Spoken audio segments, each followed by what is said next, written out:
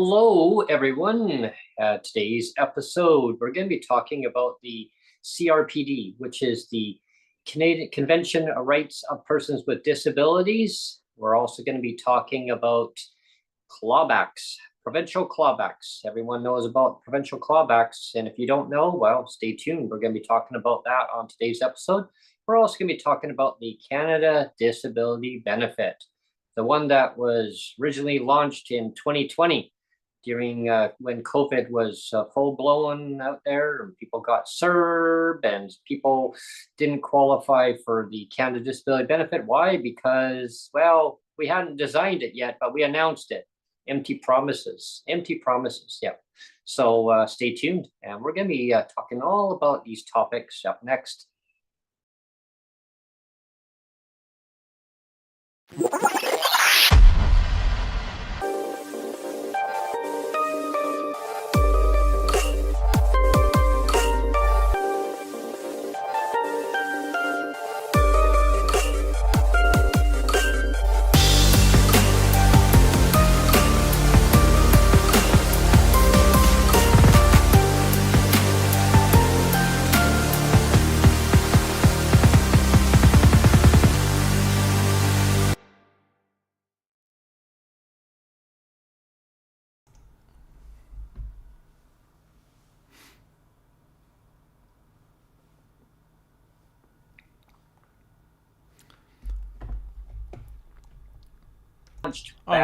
Start again, Brent. I had you on mute. I don't know why. Sorry. Hello, everyone, and thanks for tuning in to PWD Allies podcast. My name is Brent Frayne. I'm the host. Today, we're going to be talking about the Convention Rights of Persons with Disabilities that was, well, originally launched back in 2010.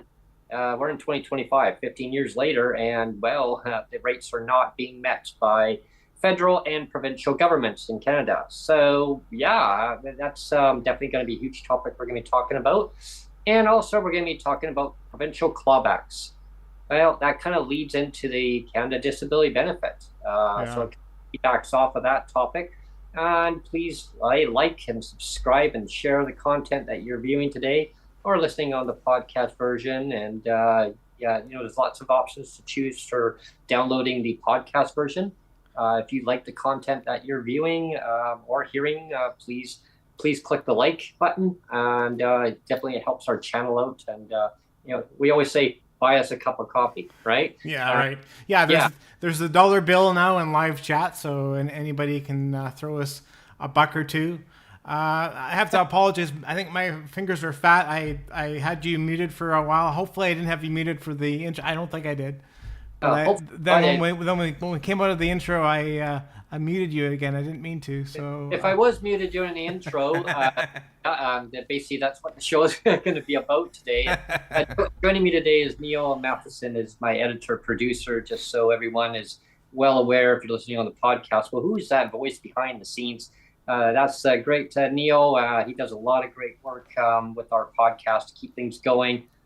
Sometimes there's some technical errors that do come up. It makes things entertaining. I mean, you got to make life, spice it up a bit sometimes. I blame my fat fingers, Brent.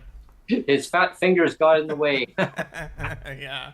Maybe it'll stop the clawbacks from the provincial clawbacks. Yeah, well, I just wanted to say, like, the reason we're doing today's show, we kind of debated, like, what's a good show for today? And the reason why we're basically doing today's show is because it's kind of, I'm calling it the road to 200. Because on Friday's show, we're going to have a great guest again. Cheryl Hardcastle is coming on Friday. And the reason why Friday's going to be good is not just because Cheryl's going to be on, although that's reason enough to celebrate, because she hasn't been on since, I think it was mid-January the last time she was on. It was just after New Year's when she was on last. And I always love having her on. She's very good at directing the conversation all by herself. Yeah. Oh yeah. And so we just kind of let her run with it and let her talk. But again, the reason why we're doing today's show is because, again, it's the road to 200. It's going to be the 200th episode when Cheryl's on Friday. It's going to be. We've done 200 episodes of this, Brent. Yeah. Since we've relaunched as PWD Allies. I mean, you did about 100 shows, just over, I think 102 shows or something on your when it was on Twitter Spaces. Right. You just over 100, and now we're right on the cusp of 200. So again, Friday will be the 200th episode, and so that's it's amazing to think we've done 200 of these. Yeah, May 19th will be the 200th episode, and it's fabulous on how the show has grown in popularity. Because anyone will develop a disability in their life. They're rather born with a disability. They will acquire more disabilities as they get older. Disabilities don't go away. We just have to, as society and government, just have to accept the fact that we are citizens of Canada, and government has to take care of their citizens, and they have to comply with the UN CRPD. I mean, it's not difficult for governments not to comply with it. They just seem to have empty, promises and excuses of why not to deal with it. I always say, live the life of a person with disabilities, like lived experience, and that's what we talk about a lot on our show. And we have guests on from time to time who do share their stories, and they're lived experience stories. It's real life people, and I love it when people come on and share their stories with us, and it helps us grow as advocates, and also as people with disabilities, of kind of looking at maybe what do other people go through with maybe the same type of disability, or maybe they have different disabilities. It helps us kind of streamline to how do we do better as society? Like how do we hold governments to account provincially and federally, and taking our voices forward, and having MPs, MLAs, MPPs, which are in some provinces they have MPPs, which other provinces don't. Anyway, we have MLAs here in BC. Yeah, and our voices get carried forward, and then they take it to their legislature, and they say this is what we're hearing. And I really strongly would love to see governments all work together, and rather than throwing mudslings at each other, saying, well, I'm better than that government. We did such and such when we were in government. Why are you not doing it? And then when they reverse the tables, they do the opposite, right? And opposite George. Yeah. So having said that, then let's launch right into the first empty promise. Yes. And we're gonna do these in basically chronological order. So going on chronological order, the first really big empty promise that should have been a really good thing is the CRPD, and that was in 2010. Yeah, Canada signed on to that. It was Stephen Harper that provided his John Henry to that. And so it's been 15 years, and really nothing has changed in 15 years. Like there's been no moving of the needle since, right? It's been empty. I mean, and in 2010, that was when the Olympics came to British Columbia. Yeah. Yeah. And just everyone knows where I'm broadcasting from. I'm broadcasting from Victoria, British Columbia, Canada. Just a hop, skip, and a jump across the pond, I call it, over to Vancouver. It takes a while to get there, but it takes me almost like 5 hours to get there from Victoria. But I went to the Olympics when they were in Vancouver and watched some of the ceremonies. It was great. I loved it. It brings back a lot of memories, but the memories that are pretty sour in my mind are when the UN CRPD was launched in 2010 and nothing's been done 15 years later. That's a sour taste in my mouth. Yeah. And let's remind people the kinds of things that are in the CRPD. There's the right to life, the right to justice, the right to equality, equity. So I mean, like really big ticket items, right? And you can say that both sides of government, whether it be federal or provincial, they're really dropping the ball on just those three things I mentioned. I mean, there's more in the CRPD, but those are kind of like the big ones. I know Article 28 is a big one too. Yeah, you can talk about that one. Yeah. Yeah, Article 28. I don't have it in front of me, but some of the highlights from Article 28 is just the right to housing, just your basic necessities in life to cover, and they're not being met. They're not being met, everyone. And people who get trapped into legislated poverty, as advocates and even members of government have talked about that word, legislated poverty. When I grew up, when I was younger, when I was a child and teenager, young adult, I never even heard about the word legislative poverty. What is that? And I remember talking to my family physician at the time. He's now since long retired. And I remember just vaguely hearing the word poverty, legislative poverty. And I said, what is that? He says, that's a political term. That's a political term that's artificially made up, Brent. Okay. It's artificially made up purposely to keep people in legislative poverty. And he says, but don't worry, because once you apply for disability, it's a pension. And my doctor had thought it was a pension. Well, magically, it wasn't a pension. The government turned a provincial disability pension into a unicorn which is, I got a unicorn behind me. Right behind, it's sitting there watching the show. Because then they could basically make the provincial benefits income-based tested, means tested, right? So turn a pension, a guaranteed pension, like seniors have, and imagine that, hey? Or the one I have, but we'll get to that. We'll get to that one. That'll be another topic that we're going to be kind of branching toward. But that is one discussion that I had with my family physician. We talked about also a very important topic, because we're going to be talking about that on the show right now, is about the DTC, which that wasn't part of the headline topics, but it kind of blends in with the CDB. But we're going to be getting to that part too. So the little tease. I think the CDB will end the show on that one, because we're kind of, it's all in chronological order, but it also kind of works better to talk about the CRPD first, and then talk about the clawbacks, and then talk about how the clawbacks are part of now the CDB. So that's kind of why we're ordering everything this way. It's like, it's chronological, but it also makes logical sense anyway to talk about it this way. Oh, totally. And that way people can follow along what we're talking about, because it all blends in together. But we start with the UN CRPD, because that's very important to have all these other mechanisms kind of baked in with each other. And with the federal government not complying with it, provincial governments don't have to then follow suit. They say, well, the feds are not doing it, so we don't have to do nothing, right? They just pass the buck over and say, well, the feds are not doing transfer payments to us. Well, jurisdictional, the provincial governments have to take care of their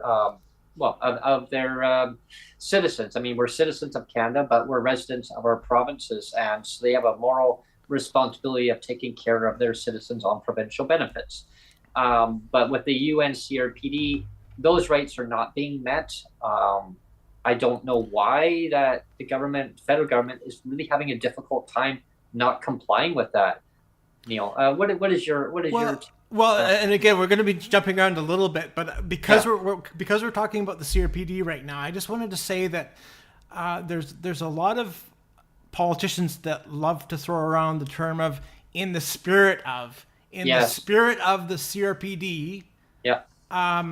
That, like, for example, and again, we're going to get to that. We're going to get to the Canada Disability Benefit, but they'll say the Canada Disability Benefit has been designed in the spirit of the CRPD, and it's like, you know, that's a real cop out.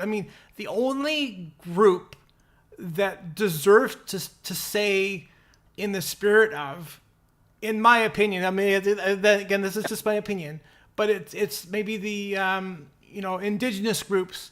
When they say "in the spirit of something," you can say, like, they mean it, because like a lot of their culture is based on spirits and nature and things like that. So if an indigenous group or a First Nations group said in the spirit of, then I would buy it.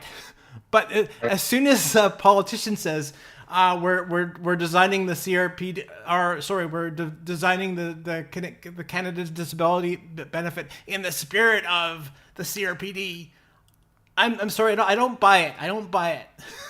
Well, when it comes to the not without us, what was that word? Yeah. Yeah. Nothing about us without us. Yeah. Yeah, nothing about us without us, and another splashy word, right? Yeah. Oh, really? It sounds good, doesn't it? It sounds great. Nobody's going to be left behind. This is going to be a historic benefit. Yeah, I mean, and it's going to go to all PWD to lift them out of legislative poverty. Really? Wow. And how much? Well, that was the big question of the day. I remember way back when, in the time machine, back on Twitter Space, when we had the show on there, and we had lengthy discussions. We had open mic discussions, and we dived into a lot of that discussions regarding how much is the benefit going to be. Mm-hmm. Some people thought, well, yeah, I mean, rumors had it, it was going to be a top up. It was going to be on top of your provincial benefits. Imagine that. Mm-hmm. And it was going to be no less than what CERB was at the time. Mm-hmm. So when the federal government came out with CERB, it was $2,000, because the federal government said that was the most minimum amount that people needed to get by just for basics. Well, with rents are so high now, I mean, gee, imagine $2,000. I mean, that would just pay your rent, right? Mm-hmm. So, but provincial benefits for people with disabilities, that would have been on top of that. Yeah. Okay. Yeah. So when the discussion started evolving, people started asking MPs, like, well, how much is it going to be? Well, it was in the design stage, or I mean, not in the design stage, talking stage. But I mean, I think most people, I mean, this is what I mean. This is why I was originally hopeful. I'll use the word hopeful about this year. Sorry, I keep saying the CRPD. I mean the Canada Disability Benefit. This is why I was hopeful about it, because I think most disability advocates, myself included, thought that because it was going to be a top up to a poverty level support, that it was going to be around $600 to $700 to get you up to the maybe the 21 to 2200 level, right? Yeah, it was around that. And so I think everybody was kind of, relatively happy if they thought, well, if it's going to be around $600 to $700, that is okay. That's that's doable. Or I mean, it should maybe be a little bit more, but I think most people were kind of happy if that was going to be the kind of the starting amount. People were happy with it, and so I think again when Carla Qualtrough was on the file, I believe that she believed that was going to be the amount too. It was going to be around $600 to $700, somewhere in that neighborhood. Mm-hmm. Because she used things like it's going to be transformative, it's going to be life-changing, historic, all that kind of stuff. Yeah, that magic word. And I'm sorry, $200 maximum. Again, we have to throw on the term maximum because some people will get nothing. $200 maximum is not historic. It's not transformative. It's not life-changing. It'll help a little bit, but yeah. Yeah, we'll dive into that part. Maybe kind of throw in some extra stuff into that component when we get to that part. Yeah. But let's go to clawbacks. Yeah. Let's talk about the clawbacks, and then I'm gonna kind of dive into some of the latest stuff about the CDB after. I mean, not too much, but I'll get into a little bit of it. Clawbacks. Well, and you know what? I kind of thought, like, in preparation for today's show, because you know that I love I don't love clawbacks. I love talking about them, though. I mean, because I'm very passionate about ending them. Yes. And I thought, how am I going to introduce today's topic about the clawbacks? And I thought, what? I was thinking, there's that scene in Titanic, you know, when Yeah. when Leo DiCaprio and was it Kate Winslet Kate Winslet. are on the front of the boat, Yeah. and they're like, That was my favorite part. and like, I am the king of the world, right? Yeah. That the world. that scene right there, and then you had the song of Celine Dion playing, and it was I am the king of the world at the front of the boat, right? Yeah. And let's equate that to Donald Trump right now, because he's basically like my parents love to talk about Donald Trump. Like almost every week they come over, they're saying, "I can't believe what Donald Trump is doing." You know, he's trying to be king of the world, and let's be clear, he's not king of the world. He's president of the United States. And so, but he's trying to like overtake the Congress or the Senate. He's trying to overtake the justice system. That's what my parents are saying. Like, he says if you watch the daily news, which they do, like, you know, you have Donald Trump trying to do all those things. And why I'm saying all that is because, you know, you have somebody now like, you have David Eby saying, you know, you can't have Donald Trump running around and saying, I'm the king of the world. You know, that doesn't work, you know. But then you also have David Eby trying to ram through this Bill 7, which is now a Bill 15. 15, yeah. And I think it's Bill 15, 16, and 17. It's like 3 different bills or something. I don't know. I think there's 3 bills that kind of replace this Bill 7 now. Oh, wow. But they're all trying to do the same thing that they said, well, you can't do Bill 7 because that's too overarching powers, or, you know, you're taking liberties with your administrative powers. You know, so he's basically doing exactly like Trump is. And I'll bring it back to the whole clawback idea, because, you know, the reason why the clawbacks are bad, I mean, they've been going on for over 30 years. Oh, yeah, at least. Where, like, for example, again, if you take I'm the king of the world, that's not the truth, right? That's not the truth. If you say, I'm the king of the world, that's not the truth. Same thing with the clawbacks. Well, when it comes to the clawbacks, I mean, it also basically means like any rate increases for persons with disabilities on provincial benefits. Yeah. I call it a clawback when there's no rate increase and the cost of living skyrocketing. Yeah. Or I mean, increasing substantially. There's different. Some people don't like the word, skyrocketing. I just think as an action word. I mean, rates have increased substantially, meaning rates of inflation, cost of living. As everyone knows, in Canada, I mean, we're in a housing crisis. So anyone paying market rent on PWD benefits, it's really impossible to, unless you find cheap housing that you're in, or you're staying in the housing that you're in, a whole PWD check. I mean, a whole PWD check doesn't even cover your basic rent, let alone hydro or tent insurance and all your your basic essentials. So when the government talks about, we just can't raise the rates this year due to economic uncertainty. Well, with Donald Trump being the king of the world, I mean, shall we say, controlling all countries and get everybody basically uptight because of all the tariffs, and it affects persons' well-being. I mean, job losses. I mean, you're talking tens of hundreds of thousands of jobs have already been shredded. Around the world, all for what? And so then the provincial government in BC, David Eby, basically tells his finance minister, well, we need to rein back this spending in all the ministries across the board. We're talking Ministry of Social Development. Because the province is broke. It has no money. Yeah. Well, they say they're broke, right? Yeah. So no money for education. I mean, the schools are are overloaded with the amount of students there. Yeah. So now they don't even get their extracurricular activities funded for within their school district, which is insane, because I remember that when I was in school, they were cutting back some of the funding then. And we had no tariffs then. So to me, I just think it is an excuse of why the government doesn't fund the school system. I mean, we had portables, and now there's even more portables. They were supposed to get rid of them way back when. They never did.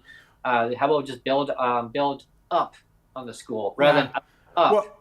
Well, yeah, and let's just get back to the clawbacks for just a second. I just wanted to complete my thought on that. I mean, when I talk about the king of the world thing being a lie, the clawbacks are a lie too, because they're basically the two pillars of the clawback are, number one, this is the lie or excuse that they give. Yeah, is it total excuse? Yeah. Is it? They say it's unearned income. They say that a pension is unearned income, which is a big lie, because the only way you can get a pension is through work, is through paid employment. You pay into it as the employee, and your employer pays into it, and you pay tax on it. It's an employee benefit that, again, the only way you get it is through employment. So to call it unearned income is a big lie. So that's lie number one. Sorry, Brent. I just want to say that's lie number one. Lie number two is the fact that it's income of last resort. That's lie number two. So lie number one is it's unearned income, and line number two is income of last resort. Those two things, the provincial government here in BC and all other provinces, they use it to prop up the idea that a pension is no longer a protected, respected, guaranteed thing, which, if you define what a pension is, it's a protected, respected, guaranteed income support. That's what a pension is. Yeah, that's what it's supposed to be. Yeah.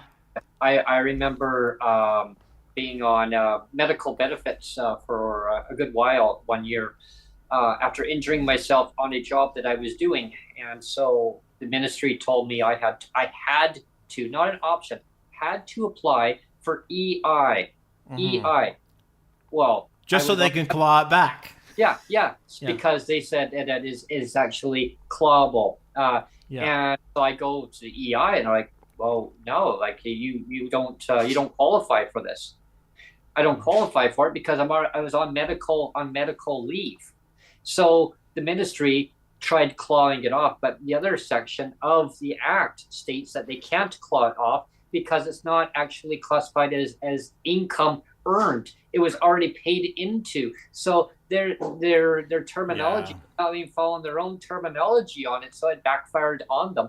So I had one government arguing with the other government, and I said, hey, I'm just the recipient. I'm already injured. Like, are you going to knock me down further? I'm already hurting and pain and suffering. So you're going to kick me down even further? Like I said, like, you guys need to get with the program and figure out your terminology and modernize things. But I do think that they do claw back workers' comp. They tried, but under a section of it, if it's under certain medical benefits, that's actually written by a physician who is giving you treatment. There is a section under that actually deems that it's not clawable. Okay. I didn't know that. Yeah. Well, and again, there's all sorts of things that they do claw back, though, like veterans pensions too.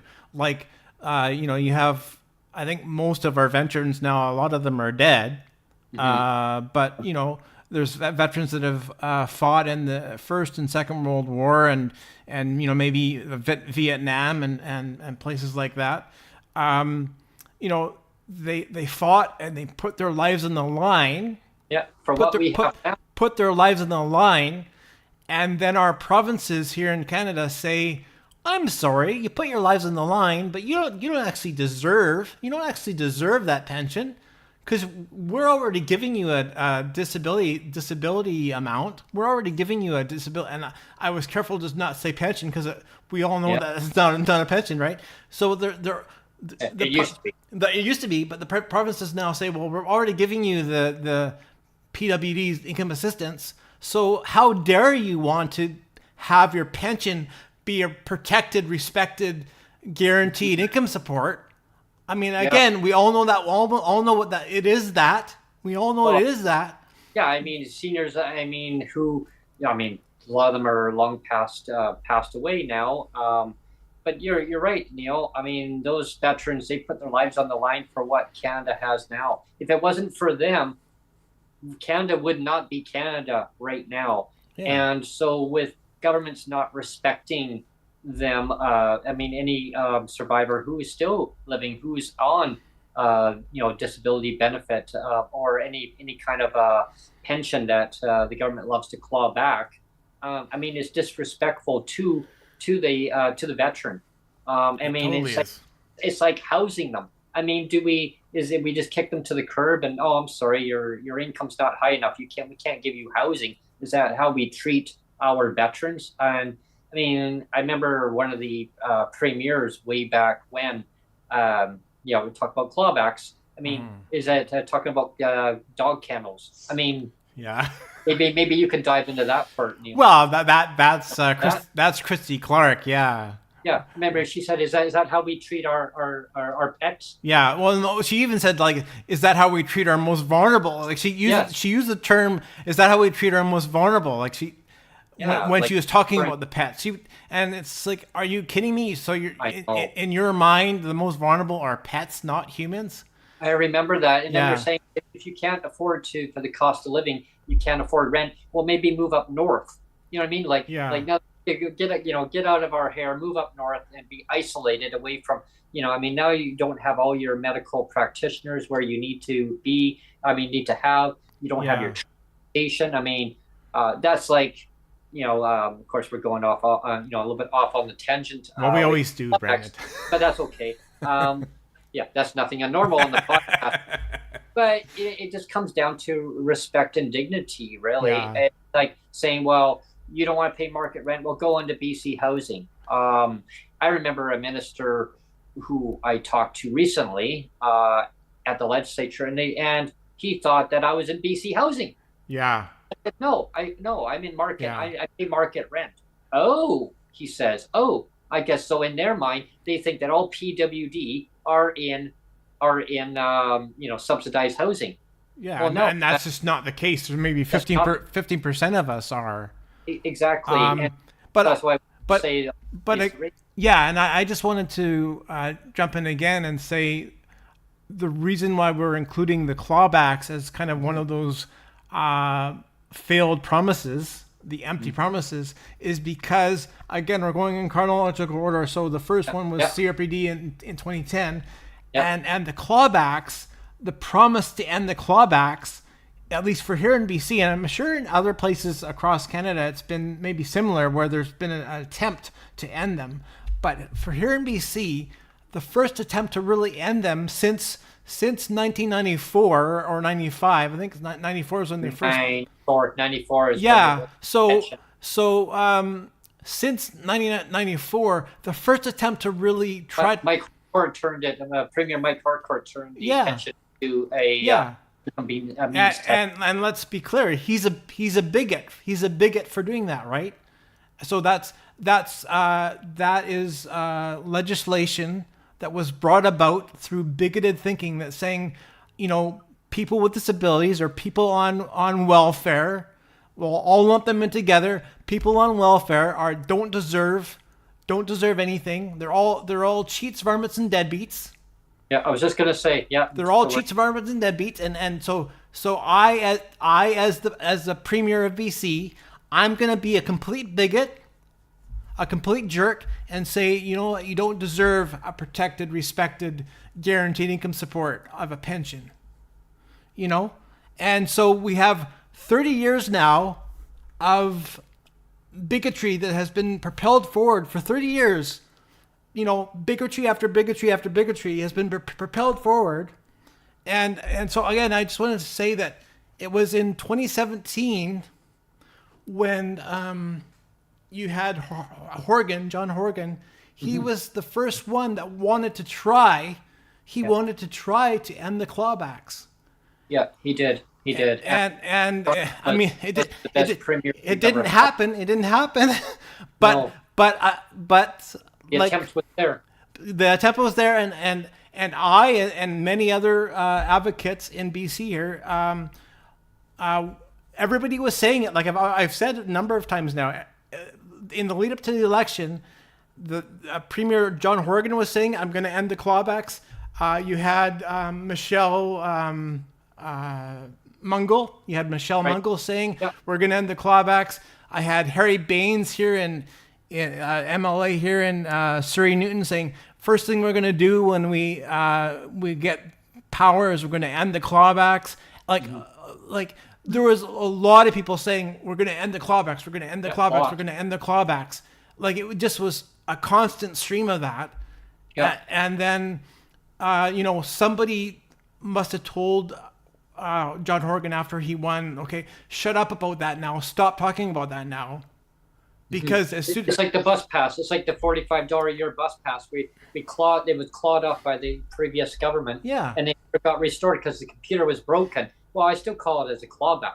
Right? Well, that's really another failed promise, isn't it? Because they said we'll restore the bus pass. Yeah. And I mean, isn't it convenient that Christy Clark, in all her wisdom, said, "Well, I don't want to be the baddie here. I don't want to be the baddie here. So I'm gonna get Michelle Stilwell to be the anti-advocate. Yeah. Somebody that is disabled herself, that should know better. I'll get her to be the anti-advocate and victimize and punish people with disabilities, because that'll be funny. That'll be hilarious to get somebody with a disability herself function as an anti-advocate to function as the baddie, and I'll just be laughing and tickling myself, Yeah. And it just was so stupid, so stupid and ridiculous that somebody like Michelle Stilwell, that should know better with having a disability herself, saying, for equity purposes, I'm going to remove a affordable annual bus pass, because that's what I should do as an anti-advocate. As an anti-advocate, I'm going to remove a perfectly good functioning annual bus pass, cheap annual bus pass of $45. I'm going to remove it. Well, say it's equity. I've had a lot of people ask me in the last years, and I'll emphasize years, why the government never did fully restore that bus pass. And some of them... And that's a joke too. Yeah, I know. And some of them actually remember that day when that happened. And they said, well, why hasn't it not been fully restored back to its original promise? That's a good question. I said, that's a very good question. I go, so what I said, and I just kind of refreshed how it happened, was that the $45 a year bus pass, it was an annual fee, everyone, that PWD in BC would pay a administration fee of $45, that bus pass, and then you automatically could use it anywhere in British Columbia, unlimited travel. It didn't matter if it was TransLink or BC Transit outside of the TransLink area. And when I say BC Transit, it's on the outlining area, like there's Okanagan, Kootenays, northern BC, Okanagan. I mean, you name it, Vancouver Island, everywhere within BC is BC Transit. You could use it anywhere on any mode of transportation within, the transit authorities. So that quickly got changed from one government to the other one.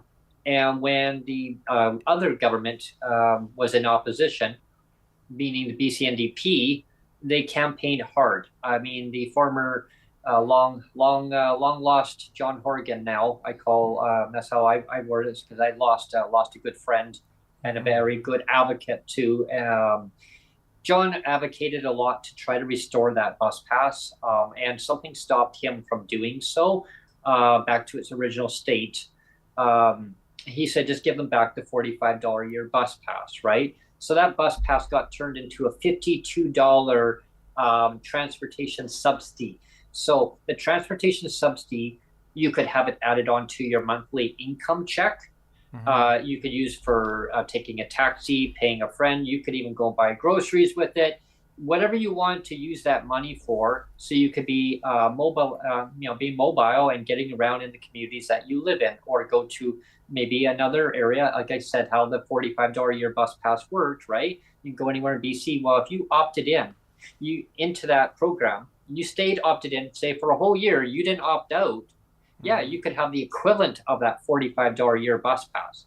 But with the cost of living going up and the government doesn't give rate increases, not on a continual basis, people tend to opt out of that. And so they take the $52. Now they go without their transportation. So how is that equity in the system where you can have a bus pass versus not having a bus pass? I call it sacrifices, which should not have to be. I think PWD should never be tempted to have saying, hey, I want that 52. I need to go. I need to go and buy a new pair of pants, or I need to buy a new sweater, or a new shirt, or underwear, or socks, or shoes, or whatever. Maybe you get a haircut. Well, my gosh, now you go without transportation. The government says, hey, well, it's a choice, right? I mean, you don't have to do it that way. Well, without raising rates, I mean, that's what I call clawbacks, because not raising rates is a clawback. So with that, I'll quickly get you to jump in there, Neil. Yeah. But with the clawbacks, so people say, well, I mean, did your shelter rate go up? It went up in 2023 from $375, which was frozen for 16 years from the other previous government. And I don't like doing the blame game, right? But 16 years. And then so the government said, okay, well, we finally raised it. But they were in government, so they took over. The current government took over from the previous administration in 2017. It took them until 2023 to raise that shelter rate up from $375 up to $500. Now, in 2021, they haven't raised the support portion up, and the cost of living has gone up. So I call that a clawback. By not raising it, the cost of living goes up. It's a clawback. For sure it is. The 4 years. So, go ahead. Sorry about that. Now I'm going to get sidetracked here. I hate that when that happens, Brent. What was I going to say? I don't know. You can keep talking and I'll jump in again. Yeah. I interrupted everyone. I interrupted Neil. Train of thought, and I just went off on a rant. And that's when I get a brain fart. So. But it just pisses me off that not restoring something that was supposed to be restored, and not raising rates on a continual basis. But the part that really pisses me off is not tying rates to the cost of living adjustment COLA. Now, if another government in another province, and I don't like doing jurisdictional, like playing one province or PWD against PWD, because it's not fair. Governments love doing that anyway. I love to come united and work with PWD, and we'll find solutions of how to fix the broken system, right? Well, I know what I was going to say now, Brent. Go ahead. Is the we, and you say this all the time when we both do, is this idea of pitting PWD against each other. Yeah, that's what I was just... of like, well, you deserve a bus pass and you don't, like they have now with the seniors. The seniors get the bus pass, but but PWD don't. Well, that's what was brought up to me recently. And then it's like, well, you deserve an income subsidy or a rent subsidy, but you don't. You know, and you deserve a clawback pension, but here you get to have your $15,000 of exempt income from McDonald's, but we won't protect or respect a guaranteed. Again, that's what a pension is. It's a guaranteed income supplement, right? That's what it is. It's a GIS, and to turn a GIS pension into a pink unicorn and say that it's no longer a GIS guaranteed thing is just so stupid. My mom and I used to have that discussion quite a bit, Neil, because I used to do my mom's taxes for her. Technology-wise, I mean, my mom didn't know too much about the technology. I mean, internet really it was just starting to become a thing at the time. But I actually did her income tax for her, and I got to learn how the GIS worked, how the OAS worked, how CPP, and any other small little pension that my mom would have. But the GIS, her and I would get into a big discussion regarding the GIS versus PWD benefits. And my mom says, well, why did the government back then, why did they turn a pension into income means tested? And I said, that's a good question. She goes, I remember that day when it was on TV, when that Harcourt guy, she used to say, that's how she worked. She was that Harcourt guy. She says, I remember that day. She says, the bigoted jerk. The bigoted jerk. She said, I had to turn that filth off TV. She called it filth. She said, she said it made her sick. Yeah. And she said, it's disrespectful. But so anyway, getting back that, so why did they not turn the GIS into income means tested? She said, or we started, talking about benefits. And of course, my mom is long past gone. I miss her every day. We had Mother's Day yesterday. I was thinking about her lots. But she would have been beyond foaming at the mouth if she would have heard about the bus pass fiasco. Because I had the bus pass then. And I mean, she would go around. I mean, she had a senior's bus pass. I had a bus pass. So we would travel around, and she would have been just so upset. I mean, imagine if she would have been living today, she would have been saying exactly what we're saying now. Why did they not take away the seniors bus pass then? Why did they take away PWD bus pass, not the seniors? Yeah. And I get that discussion from seniors in my neighborhood who ask me the same question every so often, not every day, but the same question keeps coming up. And this came from a bus operator, BC government. Yeah. I had a question from a operator, one of your BC Transit operators, and one of them from TransLink when I used to live in the TransLink area. A question has been brought up to me several times. Why did you not take away the seniors bus pass? Why did you not? Because that would have been more fair and equitable, right? To take it away for everybody. Yeah. But they also said, why did you not restore back the $45 a year bus pass as promised? That was a question that was asked many times too. So that's a question for the BC government. Okay, so that's back in 2016 when that was taken away, everyone. So that's 9 years ago. 9 years, hey? How time flies by. And now here we are. And the bus, it never got restored back. People are really hurting in the province and across Canada. When they talk about the clawback too, because I've been fighting this for 12 years, over 12 years now. Oh, it's ridiculous, Neil. And the argument that I always get back is, well, it's not discrimination, Neil. It's only unfair. It's not discrimination. It's only unfair. And again, my retort back is, it is discrimination because it is a targeted thing. Like, you're deliberately targeting people that have a pension, and it's like somebody going up on the roof of the legislature, like imagine an MLA, and we won't say they're real guns. We'll just say they're water pistols or something. So they're up on the roof of the legislature with water pistols, and I used to call Uzi guns. And let's say they line up all the people with pensions on the front legislature lawn and go, bang! You have a pension. Bang! You have a pension. Bang! I mean, it's all targeted. It's targeted discrimination. Like when it's a targeted thing, and you're saying that this money counts as valid and this money doesn't count as valid. That is a discriminatory action. That is a prejudiced discriminatory action to say that this money counts as a valid protected income. At McDonald's, if you work at McDonald's for 40 hours, we're going to respect that, and you can keep that. That's exempt, but a protected pension, we're not going to respect and protect that. Well, that's You what know? that's what happened with and I told the story many times, and I think back, I kind of look back and in memories of the cherished memories of good times.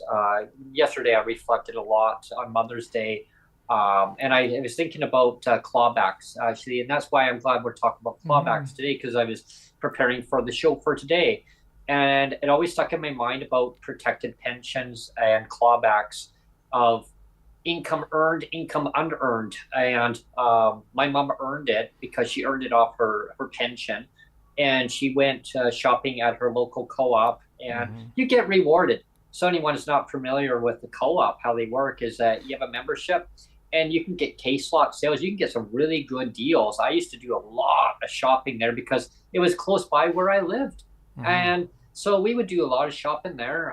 My mom would buy pet food because she had her hobby farm and she loved her animals, so were her family. And when one passed away, it was a real sorrow. But then she replaced that passed away pet with another pet, and sometimes two more to replace so that she'd have a bonus. Kind of funny, actually. I'm like, no, ma. So yeah. Anyway, so long story short is, so she would do a lot of shopping at the co-op, and so she would get rewarded once a year with a it's a subsidy. It's a percentage off of what she had spent, and she put it back as a bonus. Yeah. So she got back the 1 year. I mean, actually, there was 1 year she got $3,000 back. There was 1 year she got $1,700. Well, guess what, folks? It's called unearned income, according to the government. Right. Guess what? They took it off her income. Yeah. Off her pension. Yeah. And she didn't know. And they at first they said, "Oh yeah, that's fine." Well, no, it wasn't fine. So she went to go and said, "Okay, Brent, can you help me pay my bills?" And she had to go and pay her rent. Yeah. Well, nothing in her account. So she'd phoned up the government. Well, what's going on? Oh, well, we deducted off of that because unearned income. Well, guess what? I had to go to my employer at the time and ask if I could get an advancement off my paycheck, an advancement. Well, not employers, or a lot of them are going to do that. No. But I had a good relationship with my employer at the time, a family restaurant I worked at, and I was so thankful. They gave me 2 months worth of income in advance to go and pay my mom so she could go and pay her bills, pay her rent. Well, guess what? I then had to now work for free. Yeah. I had to go and work for free at a family restaurant, and that was the agreement. Oh, we're going to do this, but you won't get a paycheck from us for 2 months, so you can help your mom out. The employer had tears. They had tears in their eye that they said how cruel that the government could be to do that. Yeah. My mom, her stress level went up, and I think that kind of escalated her medical condition. It really elevated it at the time. I came back with a check from my employer, and I actually then co-signed it over to my mom. And so, I cashed it, but in a sense, co-signed it over. That's really That's really heartbreaking. Yeah. And it put a lot of stress on the family. My brother had moved out at the time, so it was just me and my mom there. And of course, that's when she applied for a subsidized amount through SAFERS, a seniors program. And of course, then we had to make a choice, like clawbacks. We had a choice of clawing back one of her sons to basically, you need to stay, you need to go, and then they'll claw back again. So all these clawbacks, they need to end, government. They need to end. And let's talk truth. Let's talk truth and honesty here, Brent. Yeah. We all know that if we started the show saying king of the world, right?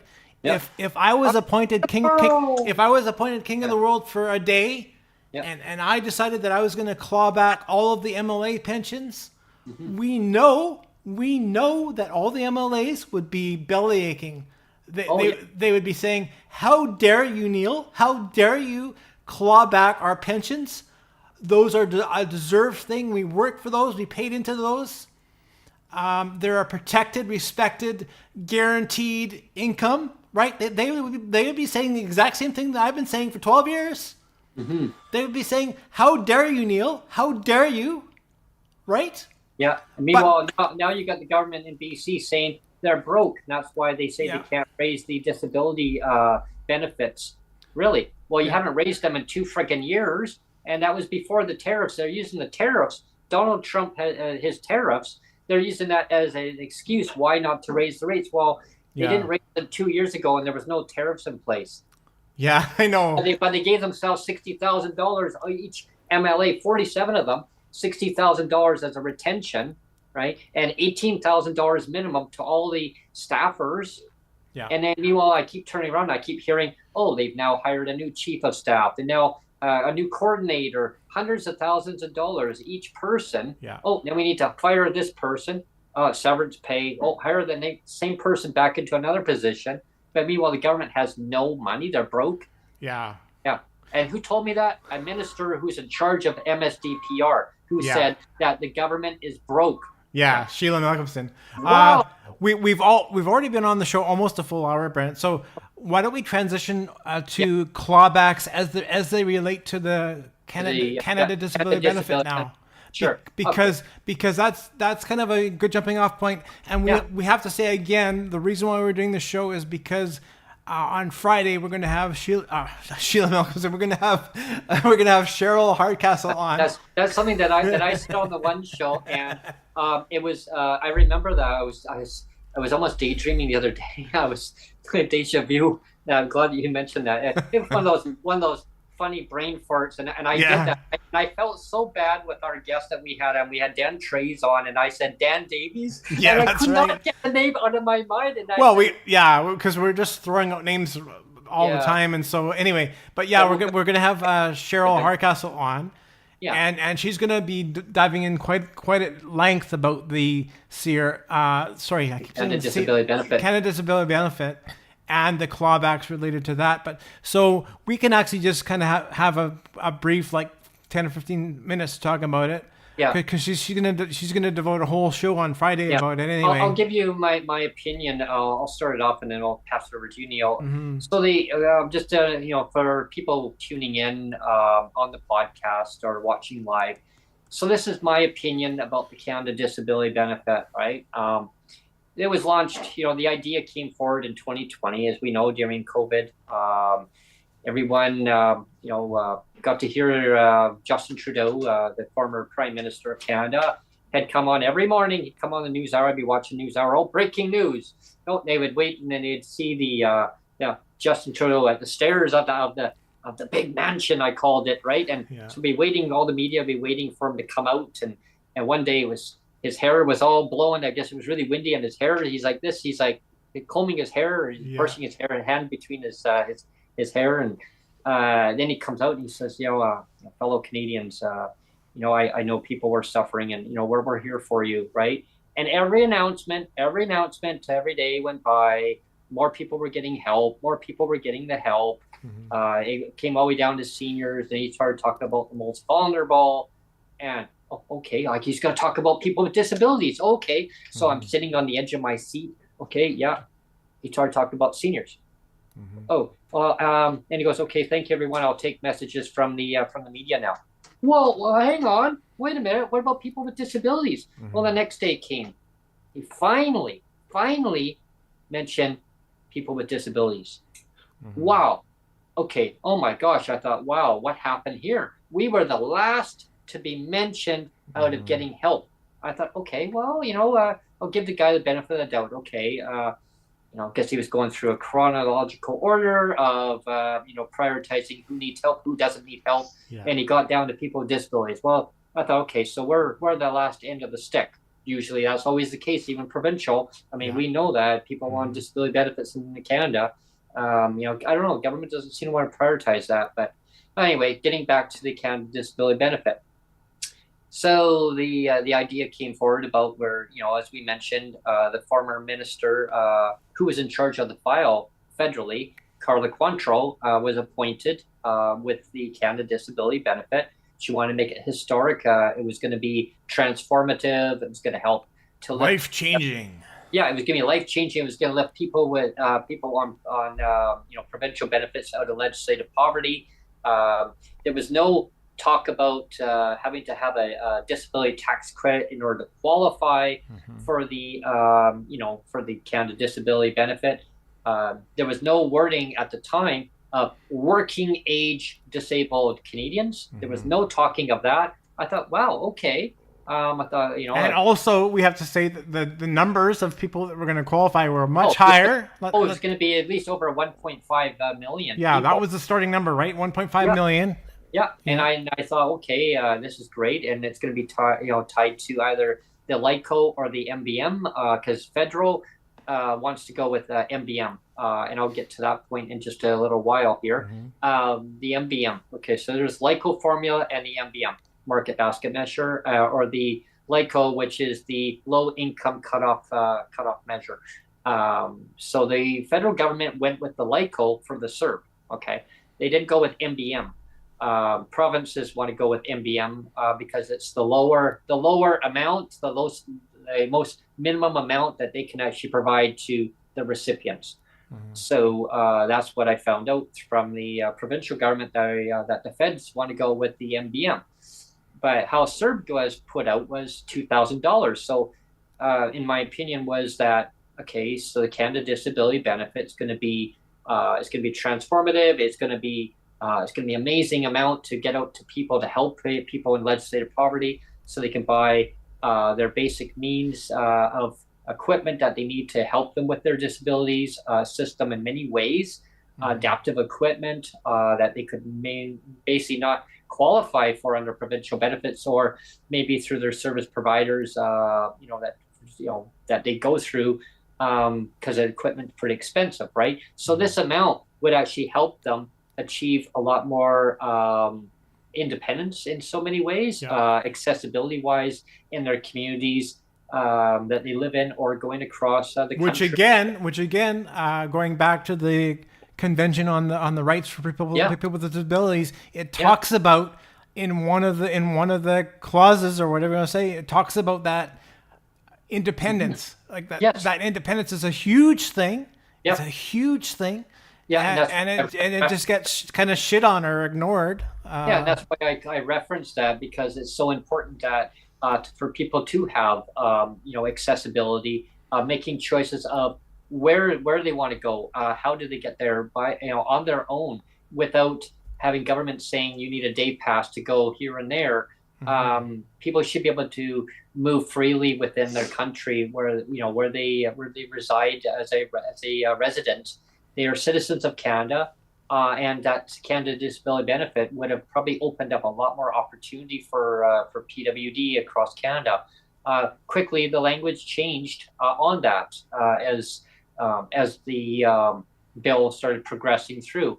It was originally supposed to get through the first session of Parliament, and then they called a snap election. The Prime Minister called a snap election. That bill, on the first reading of the bill, it collapsed. So it failed. Then they renamed the bill going forward. So they renamed the bill going forward. They had to start from scratch, but gave it a brand new fancy bill number and then build it from that point on. I know the intention at the beginning was to get it out to people fast, and they wanted to really help people. I think that was the main intention. Yeah, but then the numbers changed. And then the numbers changed. They saw the numbers of how is this going to help people, and hang on. No, we can't give that. We're helping too many people now. So it was going to be equivalent of around what the LICO formula was, and so $2,000 was served. So that was in 2020. So it would have been going up to approximately almost $200 every 2 years. So it would have been like $2,400, $2,600 around that area per month, not per year, everyone. All of a sudden, to fast forward all the way to now, it's now going to be $200 maximum per family unit, not per individual, per family unit. Okay. And you have to qualify for a DTC. You got to do the CDB application on top of it. Piles of paperwork. Doctors, if you have a doctor, great. If you don't have a doctor, nope, you're SOL. Right. Or you got a doctor who doesn't even want to fill it out, saying, well, you're disabled in your province. Well, what if they don't want to fill it out? Well, now the province says, well, I mean, you can qualify, I mean, but you have to apply for it. But if you don't, sorry about that, but we're not going to raise your rates because we're waiting on the federal government to give it to you. And what about the provinces that want to claw that off you? Now, there's two provinces right now. There's the magic word, Brent. There's Clawback. Alberta Premier wants to claw back the CDB. Alberta, imagine everyone. Yeah. Alberta Premier wants to claw back. We're already giving you way too much AISH. Yeah, we're giving you too much AISH. We have to claw back the CDB. Up to $200. We want to take that all off. But here's the condition. You have to apply. It's not an option. In Alberta, they say you have to apply for it so that we can now take it away from you. So we want you to apply for it so the feds will give you 200. But we're going to say, okay, one hand, and we're going to take it with the other. Thank you very much. No soup for you. No soup for you. No 200 for you. Now, Ontario hasn't committed to saying they're not going to claw back. Yeah. And they're leaving people with PWD with the designation in their province on the edge of their chair, on the edge of their Chesterfield, and sitting, on pins and nails, basically worrying, are they going to claw that off me? I mean, come on. I mean, provinces don't claw that off the recipients. And the provinces that have committed to not clawing off, if the PWD don't qualify for whatever reason for that federal benefit, increase the rates then. Yeah. Increase the rates immediately. We're waiting on tariffs. Donald Trump's caused all this chaos. Like I said earlier in the podcast, these problems were already happening before the tariffs even came in. It's about an economic responsibility of managing your finances within your provinces. You need to take care of your citizens, right? Your residents. And because when you give them more money, it actually betters their health. It puts less strain on the healthcare systems. It betters the person's well-being. They can make proper choices for healthy eating. They don't have to rely on the food bank. They can buy their own food. They can have a better accommodation in their life. Maybe they're living in precarious housing and it's not a good situation. I can vouch for that. You're living with mold and mildew, and you got silverfish running amok. Extra pets. You got extra pets. I mean, you've got lovely tenants who live above you who stomp around, and thank gosh, when I'm doing the podcast, it's not thumping above me right now. I mean, there's a lot of negative things, but a negative, I can turn negative into a positive. A positive is I have lovely neighbors around besides my neighbors upstairs. Lovely neighbors around me. It's a nice community, but it's not the place I want to be. I want to be back in the community that I grew up in, but I'm not allowed to be there because the government says, nah, I can't raise your rates up to that. I don't want you to live somewhere nice. I don't want you to live in somewhere where you grew up and you have that community feel, that community spirit. Only some people, Brent. Only some people on PWD deserve to get a rent subsidy. Not you. Exactly. Only 15% of us get. And we lived in a nice place. Yeah. But the government says, we're going to take away $300, but we're going to allow you to keep $175 of it, and then we're going to give it back to you in 2 years from that point on, and we're going to classify it as an increase to your shelter. Yeah. And we're going to wait 2 more years after, and still nothing. Yeah. Wow, that's how it is, folks. But and again, like this whole thing about the subsidies and the clawbacks. Yeah. Don't call it discrimination, Brent. Don't call it discrimination, Neil. It's just unfair. It's just like we're just pitting PWD against PWD, but it's not discrimination. It's only unfair, Brent, Neil. It's policy. It's policy. It's policy. It's embedded in there. We don't want to change it because it's always worked good that way. I mean, if you took our houses away, like as MLAs, and if you took our pensions away, I mean, then we would bellyache. But because it's only your pension, Neil, we're not gonna care. The media would be buzzing all over that, but people, PWD's lives, no media, nowhere to be seen. They're all quiet. They're crickets. Yeah. So it's like this idea of like 15% of people deserve it and 15% or the other don't, and like you deserve to get your income exempted and you don't deserve to get your income exempted. As soon as you have those rules, you're playing favorites. And if you play favorites, that is a discriminatory action. It just is. That's the truth, and that's why it bugs me. Anyway, we're gonna have, like I said, we're gonna have Cheryl on Friday, and she's gonna do a more deep dive the way she does it. We love her for it. So we'll just save the deep dive for Cheryl on Friday. Yeah, definitely. I'm looking forward to having Cheryl Hardcastle joining us on Friday, May the 19th. So stay tuned on that episode. And she'll be continuing a piggyback off where we left off. And yeah, it'd be great. Almost like a part two. Part two of where we left off on the 200th episode. On the 200th episode, yeah. So I want everyone to stay tuned on that. Definitely tune in, watch for our posting on social media and we'll be advertising it out. Definitely join into the comment section when Cheryl's on. I don't think she'll be taking any questions at the time, but you can leave your comments and we can.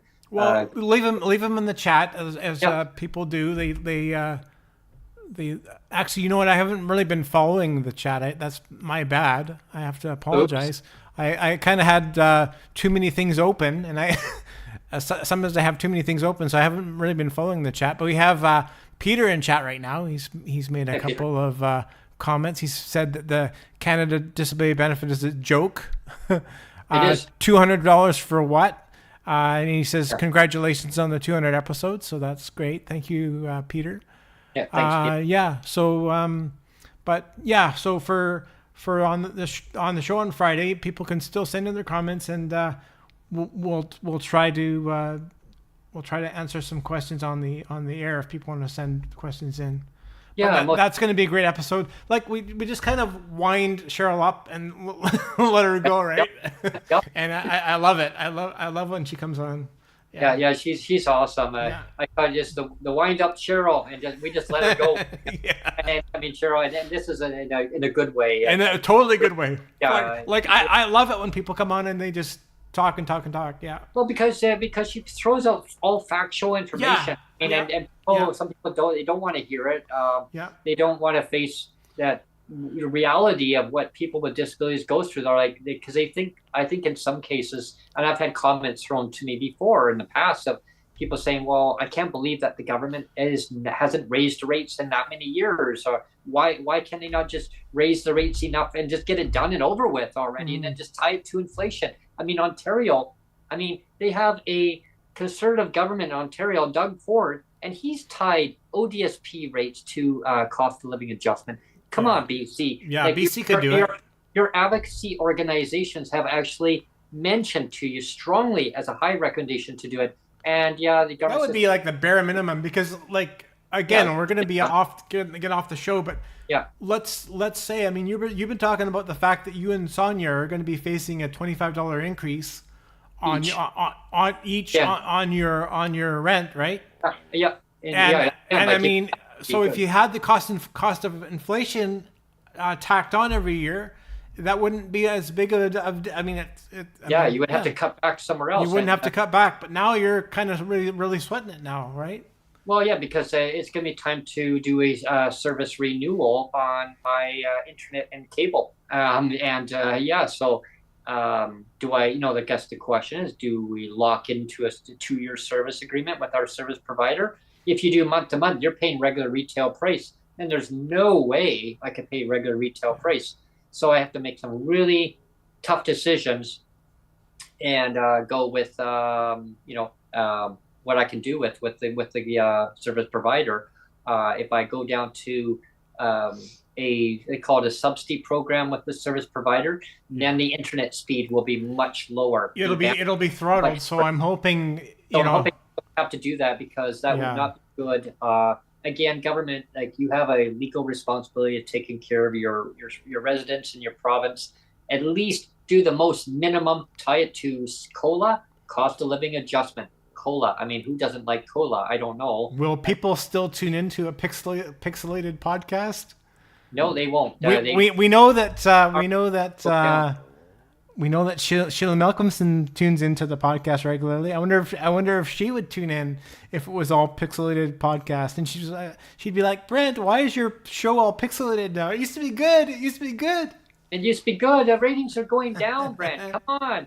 Why is it all pixelated now, Brent? Yeah, I you don't need to do better, understand. Brent. Yeah, they'll be like, you need to do better. Come on, you guys. Yeah. You know, so I mean, that's the most minimum. And I say the organizations in BC, a lot of the disability organizations, and they don't just fight just for disability.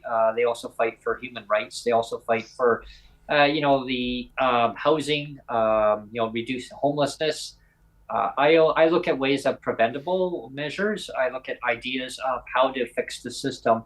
Government love to keep the status quo. Status quo is not working, everyone. It's not working. Government's not working. Status quo. We need to They change. love their pink unicorns. Yeah, we need to change Oh, the. we have to say, remember, we David Eby in one of his speeches in the legislature just a few days ago, he actually mentioned a pink unicorn in his speech, He did. and I was floored. I was floored. It's like, is he listening to our podcast? I heard that. You know, I heard the word pink unicorn. I'm like, wow. So David is listening to our podcast. The pink unicorns. The pink unicorn. Wow. Yeah, the one I have right behind me. I got a pink unicorn right there. So I was floored. I'm like, when David Eby is mentioning pink unicorns. Pink wow. unicorn. Yeah. Anyway, I loved it, but we gotta punch out, Brent. Yeah. Thank you, everyone, for tuning in. I hope you enjoyed today's show. As usual, subscribe, like, and share the content. Buy us a cup of coffee with $sign down there. Yeah. The comment section, you'll see it. And then there'll be a repeat of the show. You can go back and then, that of course, that dollar bill will show back. Watch it a billion times to get our hours up. Yeah. And just go back and catch up where it's left up.